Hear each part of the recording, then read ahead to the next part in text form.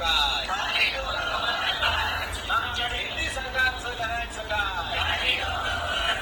इंडी आघाडीचा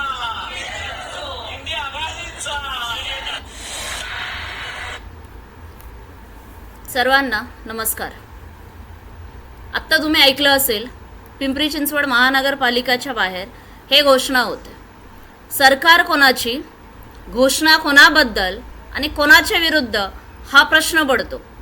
इथे कळतं जगातली श्रीमंत अशी समजली जाणारी पिंपरी चिंचवड महानगरपालिका आणि तिथे असणारे माननीय नगरसेवक असतील, महापौर असतील, उपमहापौर असतील, अध्यक्ष असतील, कमिटी मेंबर्स असतील, सर्वांनी निषेध अखेर केला कोणाचा? सरकारचा. सरकार कोणाचं आहे हा प्रश्न आमच्यासारख्यांना जेव्हा पडतं तेव्हा पेटून उठून बोलावं असं वाटतं. देशाला तर, देशातल्या नागरिकांना तर दिशाभूल करताच. आज स्वतःही दिशाभूल झालेलं एक जिवंत उदाहरण तुमच्यासमोर मांडावं असं वाटतं. नारी शक्ती, नारी हे देशात सर्व शक्तिमान होती, आहे आणि कायमस्वरूपी राहील. हा देश आहे ना भारत देश, जितक्या महापुरुषांचा, संतांचा तितकाच शौर्य नारींचा. मग झाशी की राणी असो, श्रद्धेय जिजाऊ माता असतील, रमाई असतील, सावित्रीबाई असतील, सरस्वती सारख्या, लक्ष्मी सारख्या पूजनीय, आदरणीय, सन्मान देणारा नारीला हा भारत देश. काल मी न्यूजवर ऐकलं, देशावर म्हटलात, आपल्याच काही माता बहिणी अशा म्हणत होत्या की मोदी है तो सब मुमकिन है. तर यांना हात जोडून मला सांगावं असं वाटतं, अच्छे दिन आएंगे, अच्छे दिन आएंगे. मोदीजी ने कितने अच्छे दिन लाए. महिलांची जी परिस्थिती आहे ना पूर्ण भारत देशात, ती किंबहुना आधीपेक्षा कितीतरी पटीने वर्स्ट आहे. जो देश चंद्रायनवरती, चंद्रायन 3 आपण लॉन्च केलं, त्याच्यासाठी आभार आहे मी सरकारांचा. पण आज त्याच सरकारने आजच्या नारीला चुलीपर्यंत परत आणून ठेवलं. ह्यात दोष कोणाचा हा विचार करण्याची गोष्ट आहे. दुसरं असं म्हणायला हरकत नाही की आज हा जो मनुवादी पक्ष आहे ना, आज जो नारीला सन्मान द्यायचा म्हणतोय, दिलंच पाहिजे, द्यायचं काय त्यांच्या बापाच्या घरचं नाही. संविधानाने तुमच्या आमच्या बापाने तो हक्क लिहून ठेवलाच आहे आणि त्याची अंमलबजावणी भारतात होतीच, होईलच आणि होणारच. मला हे आवर्जून सांगावं असं वाटतं, आज देशातल्या नारीला दिशाभूल करू नका. 2023 मध्ये जे बिल पास झालं त्याला सर्वांनी, सर्व पक्षांनी, विरोधकांनी त्याला मंजुरी दिली होती. त्याच वेळेस लागू का नाही केला? त्यावेळेस अटी शर्ती त्याच्यामध्ये सेन्सेक्स, त्याच्यामध्ये डिलिमिटेशनचा अट्ट का ठेवला? कारण तुमचा विषय हा नारी शक्तीबद्दल मुळीच नाही आहे. तुमचा षडयंत्र येणाऱ्या 2029च्या इलेक्शन बाबत आहे. तुम्ही असं कुठेतरी मनात घाबरलेले आहेत, बीजेपी सरकार असेल त्यांचं, की विरुद्ध पक्षच नकोय आम्हाला डेमोक्रेसी नावच नकोय, आम्हाला हिटलरिझम पाहिजे. संविधानाला असं तर मोडू शकत नाही. बहुसंख्य संख्या जेव्हा आमची असेल तर त्याला आम्ही कुठेतरी हात घालू शकतो. म्हणून मला असं आव्हान करून मोदीजींना विचारायचंय आणि अमित शहांना विचारायचंय. अमित शहा आणि मोदीजी, जेव्हा मणिपूर केस झालं, महिलांवरती अत्याचार झाला, तेव्हा बीजेपी सरकारने न्याय दिलं का? कलकत्तामध्ये त्या डॉक्टरवरती, त्या लेडीवरती इतका अत्याचार झाला, त्याला न्याय मिळाला का? सगळ्यात घाणेरडी म्हणजे जो महाराष्ट्र, श्रद्धेय संतांचा, शूरवीर महाराजांचा, जो आमचा राज्य स्वाभिमानाने आम्ही मराठी म्हणतो, ह्यांच्या राज्यात खरात सारखा निर्धामा माणूस, जितके कित्येक महिलांचा शोषण केलेला, त्याला शिक्षा झाली का?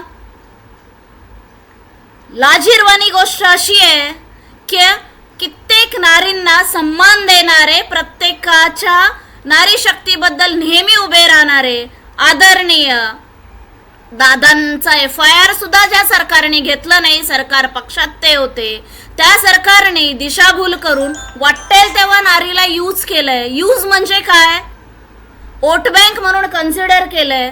उदाहरण फक्त असं म्हणायला हरकत नाही, वेळ आली, इलेक्शन आली की लाडकी बहीण, त्या बहिणीला रोजगार दिलं का?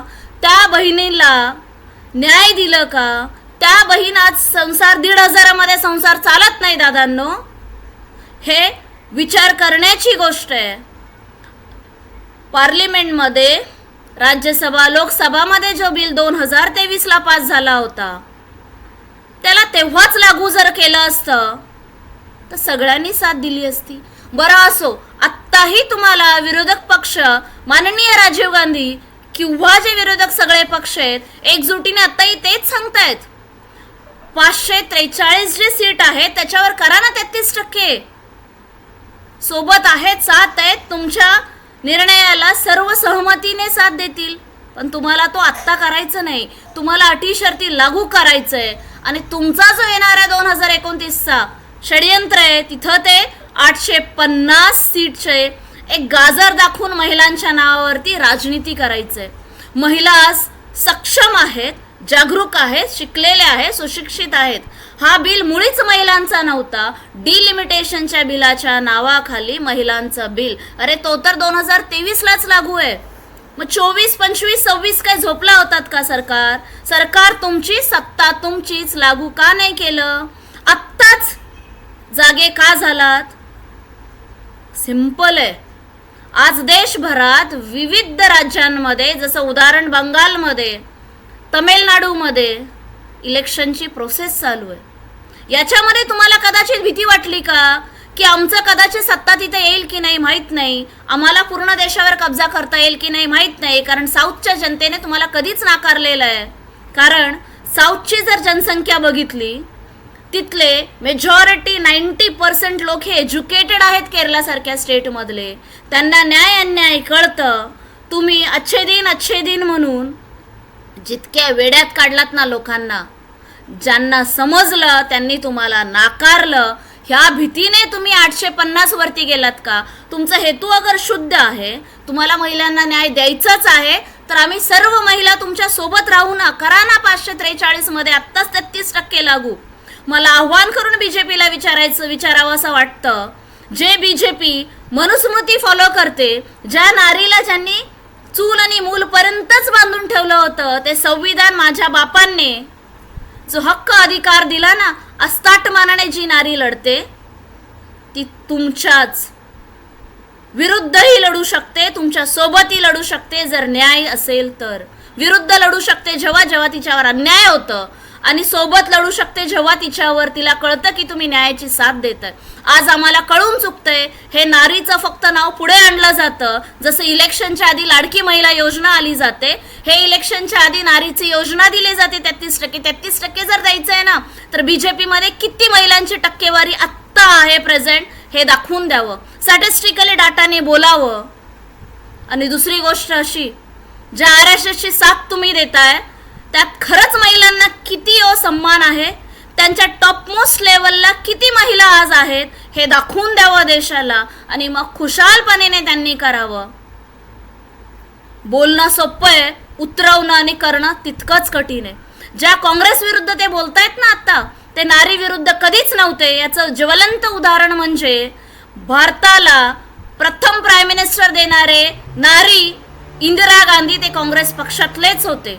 भारताला प्रथम महिला प्रेसिडेंट देणारे प्रतिभाताई पाटील सारखे देणारे काँग्रेसच होतं.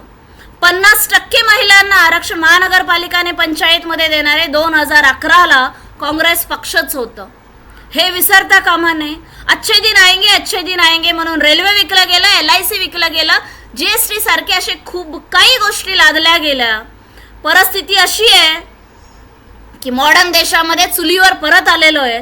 इंडक्शन सारख्या गोष्टीचा फॉलोअप घेऊन इलेक्ट्रिसिटी बिलाचा आजही जो फेस करतायत ना लेडीज, ते सांगण्याच्या पलीकडचे. मला आव्हान आहे, नारीला खोट्या क्षमतांमध्ये भटकू नका. मी निषेध करते सरकारचा की नारीच्या नावावर राजनीती करू नका. कोमल है, कमजोर नहीं, शक्ती का नाम ही नारी आहे. जिजाऊंचा अंश आहोत आम्ही. महाराष्ट्राचंच नाही, पूर्ण भारतात नारी शक्ती ही सर्वात मोठी आहे. कधीच काँग्रेसने त्यांचा विरोध केला नाही, करणार नाही. काँग्रेस आणि सर्व विरोधी पक्ष नारी सोबतच आहेत. आजही ठामपणे सांगतात, बिलाला पास केलं होतं, लागू केलं असतं तर आम्ही सोबत होतो. अजूनही लागू करा, अजूनही सोबत आहोत. अट आणि शर्त लागू करू नका. ह्याच 543 मध्ये 33% महिलांना सवलत द्या, आरक्षण द्या. म्हणजे महिला तुमच्या खांद्यासोबत होतेच, आहेच, लढणारच. फक्त हात जोडून विनंती आहे, महिलांचं राजनीतीत असं वापर करू नका. देशाला दिशाभूल करू शकत नाही. देशात शिकलेले, सुशिक्षित, वाचलेले लोक अजूनही राहतात. ते ठामपणे महिलाच्या विरुद्धात कधीच नसणार, सरकारच्या विरुद्धात असणार. जर सरकार अन्याय करत असतील तर खरातांसारख्या नराधमाला जर शिक्षा दिली असती, देशात घडणाऱ्या नारी विरुद्ध जर शिक्षा झाली असती त्या लोकांना तात्काळ, तर देश कदाचित नारी सन्मानामध्ये आज आमच्यासारख्या सगळ्या नारीने या सरकारचा उदय केला असता.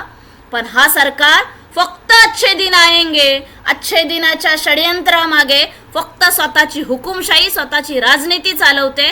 नारीच्या इतके दिवस सर्वांवर चालवलं, देवावर चालवलं, मटेरियलिस्टिक गोष्टींवर चालवलं, शेतकरीवर चालवलं. आज नारीवर आलंय तर नारीचा राजनीतीकरण करू नका. याच्यासाठी काँग्रेस आणि विरुद्ध पक्ष भक्कम आहे. आमच्यासारख्या सुशिक्षित नारी त्यांच्यासोबत भक्कम आहे. हा बिल मुळातच नारी विरुद्ध नव्हता, हे आधी समजून घ्या. आणि मग सर्व नारींना आव्हान आहे की सत्य बघा, समजून घ्या आणि सत्तेची साथ द्या. अजूनही सांगते, जिथं अति होतं तिथं माती असेल, हे मोदीजीने ओळखावं. मोदीजी काय देव नाहीयेत, मोदी है तो मुमकिन है. मोदी ही हाडामासाचा बनलेला एक माणूस आहे, ज्याने हजारो चुका केलेल्या आहेत. तर चुका ओळखा. न्याय नारीला मिळालाच पाहिजे, षडयंत्रणा नाही, हक्काने. नारी ही सर्वस्व आहे. सो नारी सन्मानासाठी आम्ही मैदानात उतरू, आमच्या हक्कासाठी आणि देशाला बांधून ठेवण्यासाठी. नॉर्थ साऊथ करायचं नाही. देश भारत आहे, भारतच राहील. जय संविधान, जय हिंद, जय महाराष्ट्र. धन्यवाद.